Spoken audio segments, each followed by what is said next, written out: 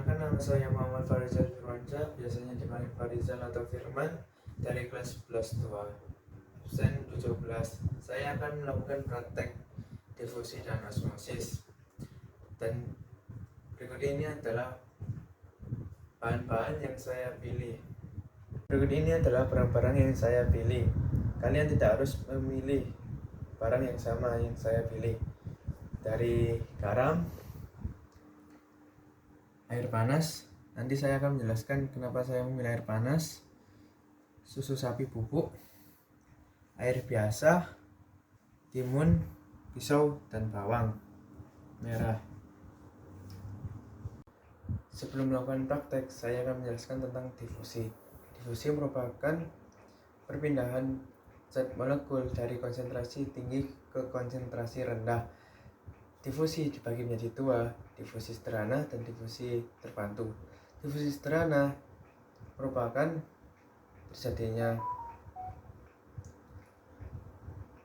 secara spontan dan tidak memerlukan molekul perantara, contohnya seperti parfum yang disemprotkan di dalam ruangan, tetesan tinta menyebar ke air, percampuran CO2 dan O2 di dalam paru-paru, atau penyerapan sari-sari makanan di usus halus. Sedangkan difusi terbantu terjadi karena protein transport dari konsentrasi tinggi ke konsentrasi rendah, biasanya terjadi di molekul yang berukuran besar. Contohnya seperti proses molekul glukosa melewati sel membran, pengangkatan ion-ion Na+, Ca2+, Cl-. Berikut ini adalah praktek dari difusi. Nah, saya menggunakan susu sapi bubuk dicampur dengan air panas.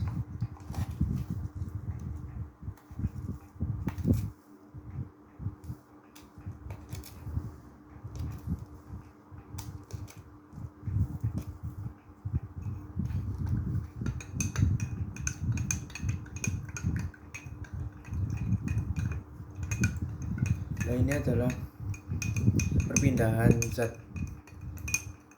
konsentrasi tinggi ke konsentrasi rendah. Zat yang berkonsentrasi tinggi merupakan susu dan konsentrasi rendah adalah air. Jadi percampuran konsentrasi tinggi ke konsentrasi rendah. Selanjutnya adalah contoh praktek osmosis. Sebelum melakukan praktek osmosis, saya akan menjelaskan.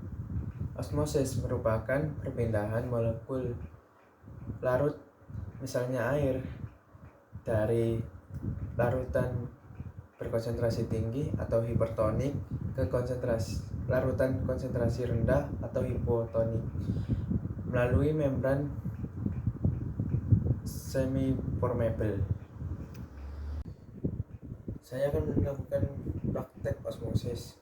Nah, berikut ini adalah bahan-bahan dari osmosis, seperti timun, bawang merah, garam, air biasa, dan pisau. Nah, awal mari kita mencampurkan garam ke air biasa. Dilarutkan hingga air menjadi warna keruh.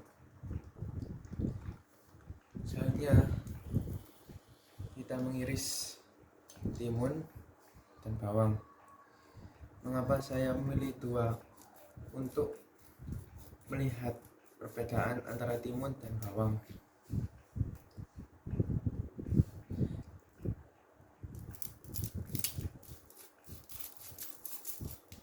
Nah, setelah diiris, timun dan bawang merah dimasukkan ke dalam air yang sudah tercampur oleh garam.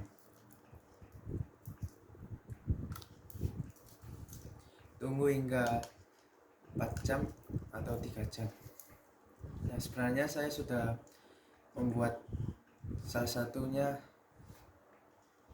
sebelum melakukan rekaman video. Jadi ini adalah hasil dari 4 jam.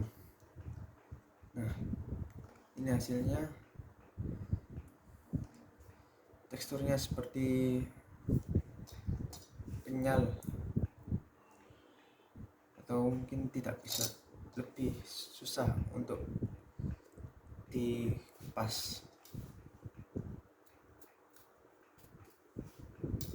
Dan sedangkan bawangnya terjadi